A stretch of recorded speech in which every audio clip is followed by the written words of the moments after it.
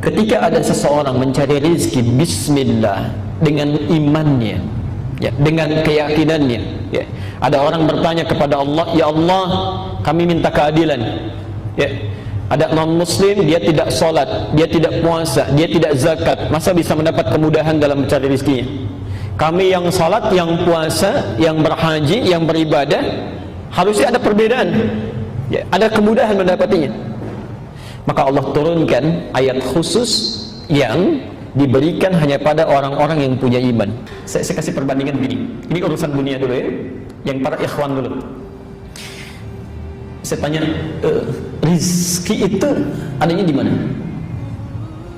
Di langit atau di bumi? Tahu dari mana? Quran surah 51 ayat 22. Kita usahakan dari Al-Quran, kemudian Sunnah. Kalau kita temukan dari situ, itu yang terbaik, ya, sebelum mencari yang lain. Bismillah. Quran surah 51 ayat 22. Ini teori tentang rezeki, ya. Kita lihat misalnya. Wa fis samaa'i rizqukum wa ma tu'adun. Ya. Kata Allah, dan di langit rezeki Anda sudah disiapkan, ditetapkan, ya, dan tidak akan tertukar.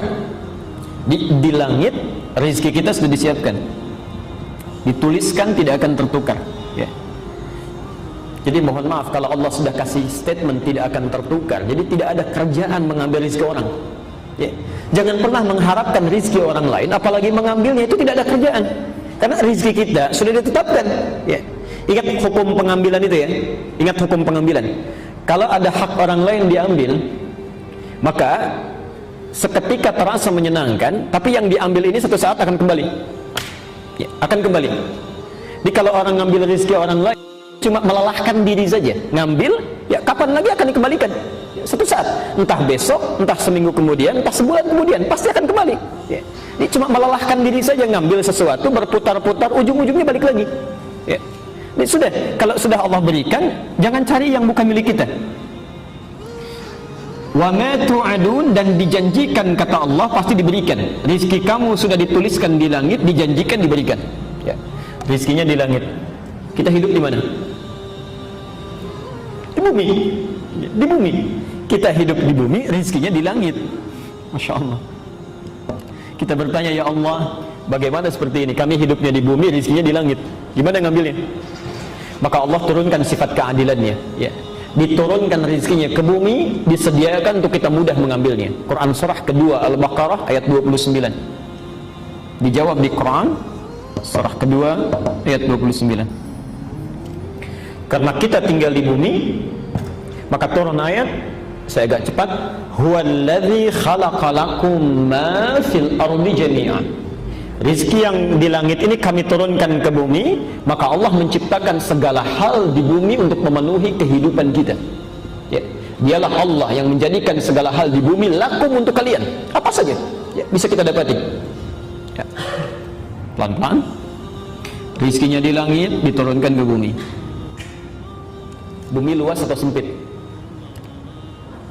Luas, baik, ya. Antum tinggalnya di Kelapa Gading, tapi rezekinya turunnya di Palembang misalnya, kan harus nyari ke sana tuh, ya. Jangankan ke Palembang, kalau rezekinya turun di Sunter saja kita mesti bergerak, ya.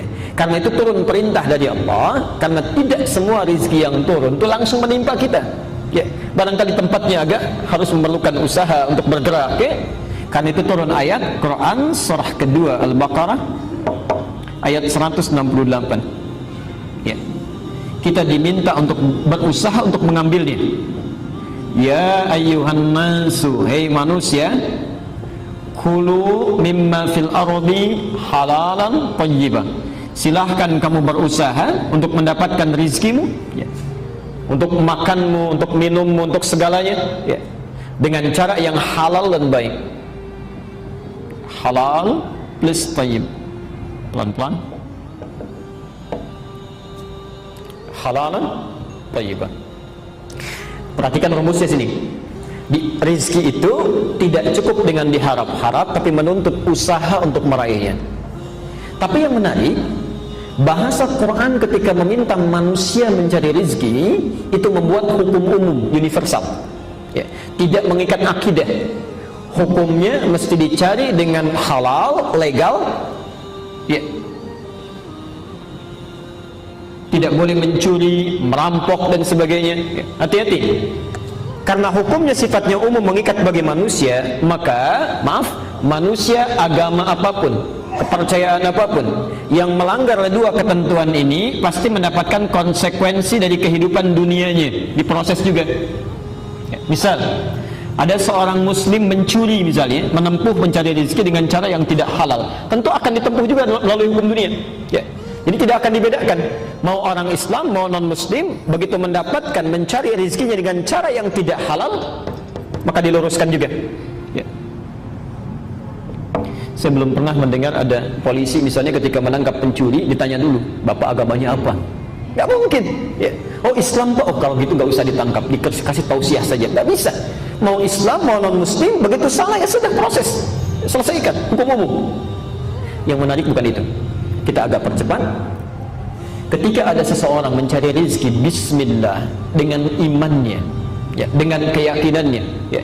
Ada orang bertanya kepada Allah, ya Allah kami minta keadilan, ya. Ada non muslim, dia tidak sholat, dia tidak puasa, dia tidak zakat, masa bisa mendapat kemudahan dalam mencari rezekinya? Kami yang sholat, yang puasa, yang berhaji, yang beribadah, harusnya ada perbedaan, ya. Ada kemudahan mendapatinya. Maka Allah turunkan ayat khusus yang diberikan hanya pada orang-orang yang punya iman. Quran surah kedua Al-Baqarah, ketentuan kedua, ayat 172. Pelan-pelan. Nanti silakan Anda perhatikan bagaimana cara Al-Quran mengungkapkannya. Yang di sini 168, ya ayyuhan nas, yang ini, hei manusia. Manusia sifatnya universal, bisa bagi seorang muslim atau non muslim. Tapi ketika menyebutkan di ayat 172 dirubah dari nas menjadi amanu, ya ayyuhalladzina amanu. Pelan-pelan. Kalau sudah amanu berarti hanya mengikat orang yang beriman saja, orang Islam tidak di luarnya. Sekarang lihat ayatnya, ya ayyuhalladzina amanu kulu. Di sini ada kulu, di sini ada kulu. Tapi yang hebat di sini mimma fil ardi halalan thayyiban, yang di sini kalimat halalnya dibuang. Kulu min thayyibati ma razaqnakum, halalnya dibuang, thayyibnya dijamakkan, thayyibat. Masyaallah. Ma razaqnakum.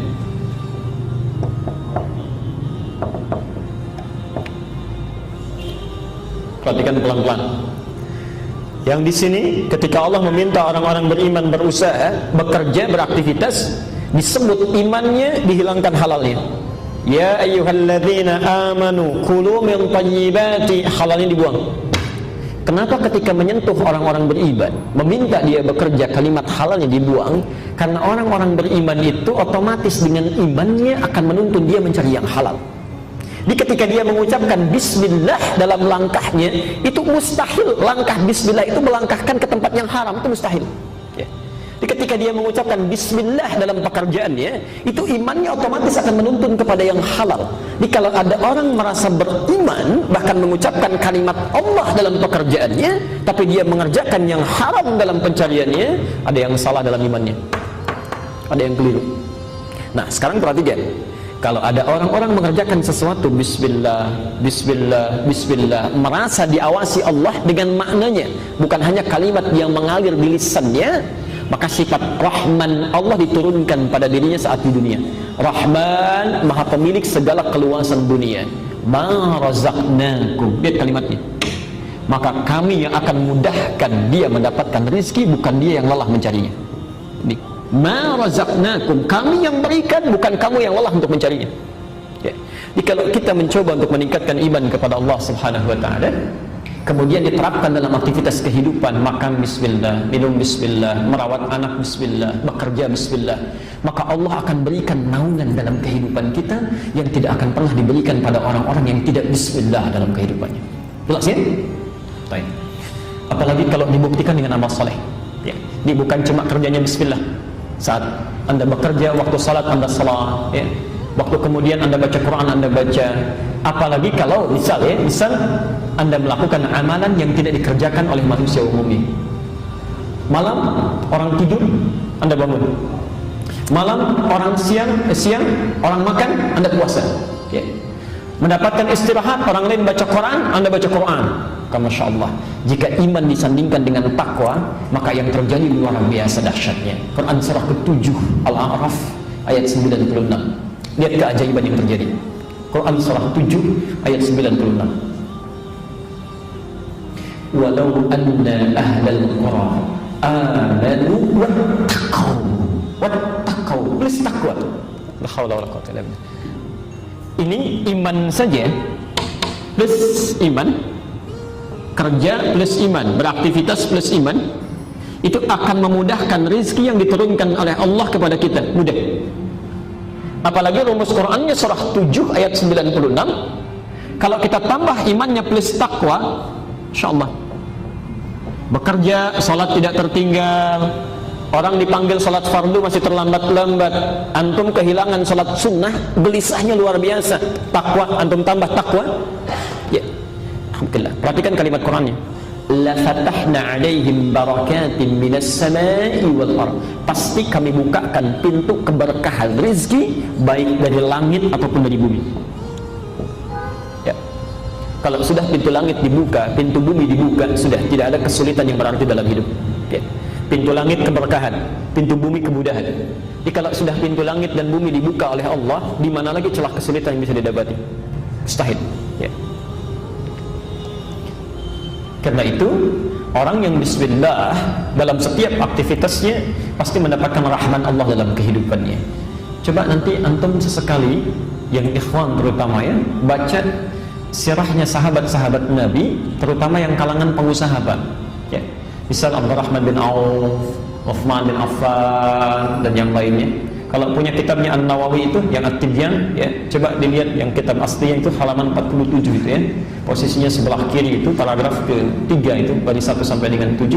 Ada kalau kitab terbitan Darul Ilmiah yang coklat itu paragraf yang kedua, bisa dilihat. Itu ibu ternyata yang diharap-harap oleh mereka dalam aktivitasnya, itu mereka pengusaha yang sangat sukses, Pak. Ya. Di pekerjaannya luar biasa, padat, keluar masuk Madinah. Tapi hebatnya, yuk, kalau anda ingin lukiskan kekayaannya, itu Abdurrahman bin Auf, kapaknya saja terbuat dari emas. Kapaknya saja terbuat dari emas. Tapi yang mereka tunggu-tunggu ternyata itu bukan peningkatan dunianya, bismillahnya itu. Ya. Yang mereka tunggu kapan ketemu dengan Allah dalam sholatnya, kapan punya kesempatan baca Qurannya, kapan punya kesempatan zikirnya. Ini mereka merasakan ketika meningkatkan takwanya kepada Allah, kemudahan itu didapatkan. Ya. Anda bisa nggak bayangkan, ada pengusaha sukses, waktunya padat luar biasa, jangankan terlambat yang fardu, ya, terlambat yang sunnah saja hatinya gelisah, ya. Masih bisa menunaikan tahajud sampai khatam Quran, bisa tidak terbayangkan itu? Ya. Kesibukan dalam kehidupannya tidak mengganggu mereka menunaikan tahajud sampai khatam Quran. Itu yang ditunggu-tunggu. Ya. Terhubung dengan Allahnya itu.